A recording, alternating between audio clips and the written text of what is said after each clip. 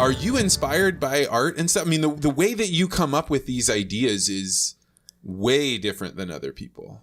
I grew an appreciation for art, I would say, probably more so after, like, way after that fact. It was after coming to St. Louis that I started to really appreciate art, like having access to our free museums and stuff, rolling in there and kind of, it was our mutual friend, like Jared. He related one of the first times we sat down. Jared Holst. Yeah. Give him the full shout out. Yeah, he deserves it. Yeah. He's the man. 100%. But he told me one of the times we sat down, he had just seen At Eternity's Gate with Willem Dafoe, where he plays Vince Van Gogh. And we were talking about like kind of the parallelism between art and entrepreneurship. And once that dot was kind of tied for me, like seeing where, and then like I said, my favorite word is gall, right? Like sometimes in art, I think especially, it's not necessarily about the creative instinct or like what you're putting out there being objectively good or whatever. It's having the gall to put paintbrush to canvas and just kind of move it around until something comes together, and you have that gall to put it out into the world and say, this is my piece, tell me what you think. And when it elicits emotion in people, then that's the beauty of art. And like going around and seeing that in like art, like in museums and stuff, like trying to figure out what emotion the artist wanted to elicit versus what is actually being elicited, and then tying that back to entrepreneurship. It's like the initial gall of having that a desire. Business, exactly. I have something to sell you. Yeah, I have something to sell you, and I need to just kind of put boot to ground and move forward until it's sold, I guess, for lack of a better rap to that analogy. Is fantastic. I had never made that connection, and I've been diving deep in art lately. Like I feel like during different people's lives, they kind of hit these various renaissance periods, kind of like a wave. Sometimes you're really into it, and then other times it's not so much. And for a long time, music was really important to me. So I was just absorbing as much as I could. Sure. But lately I've been looking at art, and in particular, the St. Louis Art Museum. And I was walking through the museum first with my wife, just on Saturday. And she goes in to see Monet's Water Lilies. And we have like a national treasure in our art museum that we have a giant Monet, and it's the Water Lilies. And my wife can stare at it, and it immediately makes her happy. It makes her feel warm and safe. And, she just loves it. And she can stare at it for a long time. And then I was there yesterday for lunch. And I got done with lunch, and I was like, all right, well, I'm going to walk through the museum and just go see the Monet. And there were all these kids in there, and they were like first grade or second grade maybe. And it was astounding to me because I don't know when Water Lilies was painted, 100 years ago maybe? I know nothing. So these children are sitting there, and some of them are totally entranced by it. I mean, there's kids running around and talking and making noise and doing all kinds of stuff, but there are a couple of kids that they're just staring at the picture. And you think an artist had some sensation, some voice, some feeling, something that they were able to put an idea out there that was so close to the human experience that it can capture my wife all the way down to a little child. It's amazing. Yeah. And I have no developing thought on that. In terms of, how it elicits on, because you're kind of broad framing that idea. It sounds like this is objectively, you're insinuating that piece of art is objectively good, or that there's an objective response from youth to like present age that piece was meant to elicit. There's some level of mastery that when you achieve it, I'm coming to the conclusion that this Jungian idea of like an archetypal sensation or feeling or something can be placed out into the world, and it can transcend time. And I mean, whether you put it like a polarity on it, like good or bad, I don't know, but I know that painting will capture people's attention for hundreds, if not thousands of more years.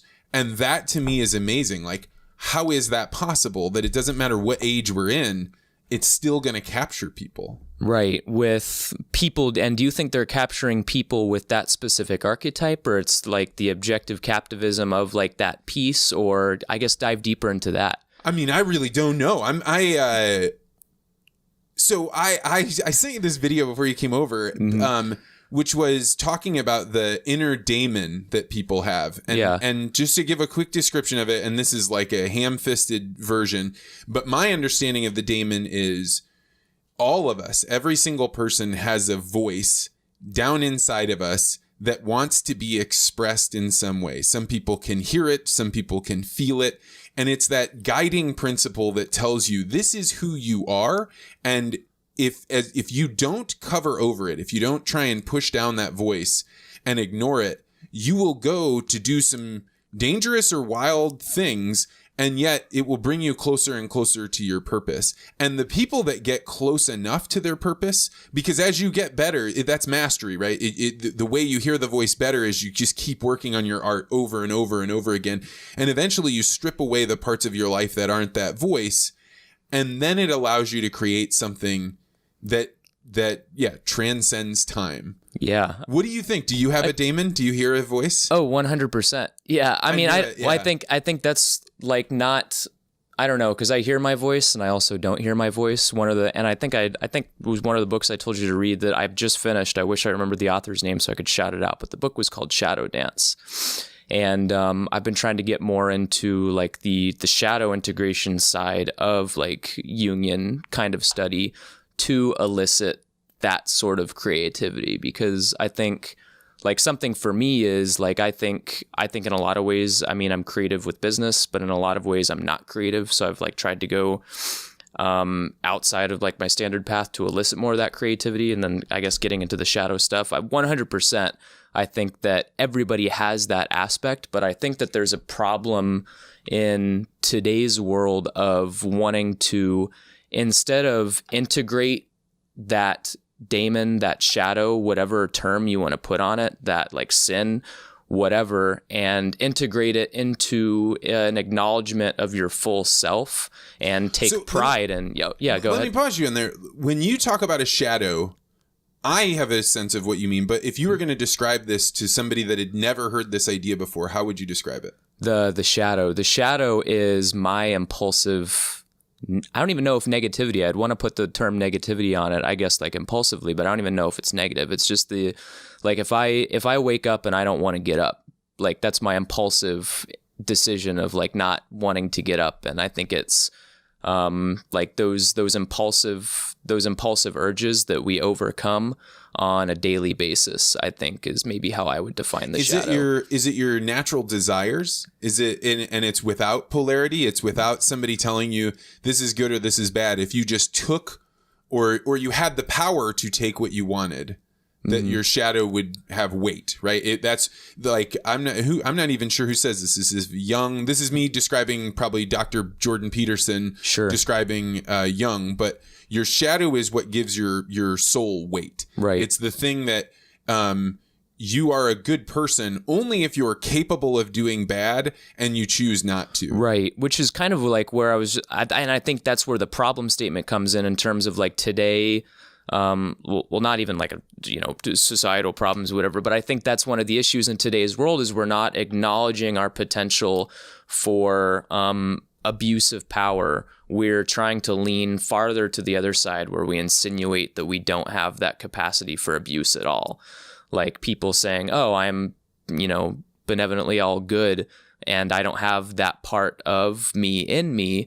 But if you don't acknowledge that and take pride in overcoming that at like your conscious level of expression, then I think, I don't know, if I had to pick one of those two avenues, I would rather be conscious of my potential for abuse and bad than blissfully ignorant to the fact that it's there and operating at like the highest level of that hierarchy and assuming I don't. I mean, I completely understand that, because if you think of yourself as a person that can't do bad, then what you end up doing is you justify all these other things to yourself. You say, well, I'm not a bad person, but I'm going to take this detour, or I'm going to take advantage in this situation, or I'm going to do this negative thing.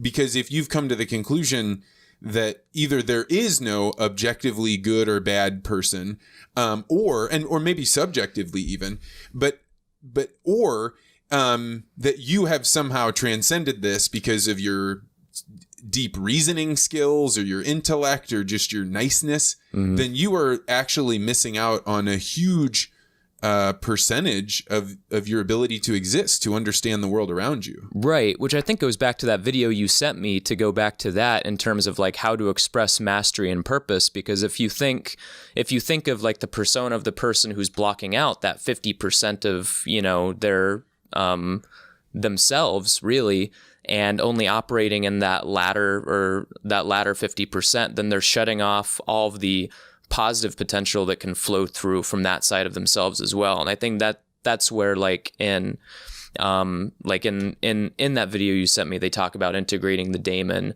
to find purpose or to express mastery, because it's only when you're able to integrate that full sense of self and then move confidently forward with the full acknowledgement of your full potential that you're able to express that mastery and find that purpose and operate as close to, you know, that inner drive, you know, that voice of creativity and this is what I should be doing as possible. I think a person that my listeners would know about is a guy named Jason Bachman, who runs Strange Donuts. I don't know if you heard that interview, but in the interview, he comes on. I didn't know him very well at all. Like, we'd seen each other at the gym and I'd been like, hey man, but he's like huge. So I'm kind of like, hey Jason. And he's like, hey, what's up? He is, a fascinating guy because he runs this donut shop and he has a 2% turnover of employees every year.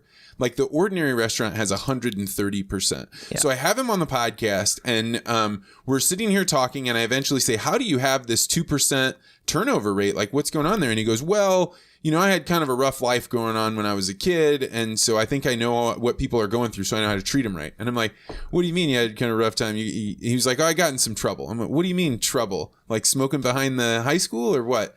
And he was like, no, when I was 14 years old, I was an enforcer at a crack house.